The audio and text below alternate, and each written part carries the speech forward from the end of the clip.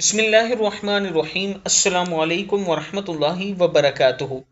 عابد راجہ channel کی طرف سے آج میں اپنے دوستوں کو رسول اللہ صلی اللہ علیہ وآلہ وسلم کا ایک فرمان بتاؤں گا۔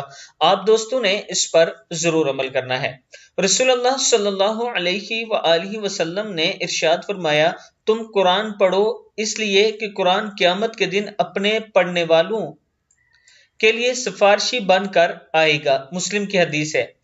تم قرآن پڑھا کرو، یعنی قرآن پاک کی تلاوت کیا کرو، کل قیامت کے دن یہ آپ کے لیے سفارشی بن کر آئے گا۔ اور اگر آپ چاہتے ہیں کہ کل آپ کامیاب ہوں، جب آپ کا نامہ اعمال تولا جا رہا ہو، تو آج دنیا میں آپ نیک عمل کر لیں، نماز کی پابندی کیا کریں، قرآن پاک پڑھا کریں، دوسروں کے ساتھ اچھا سلوک کریں، لوگوں کی مدد کریں۔ یہی وہ اعمال ہیں جو آپ کے کام آئیں گے۔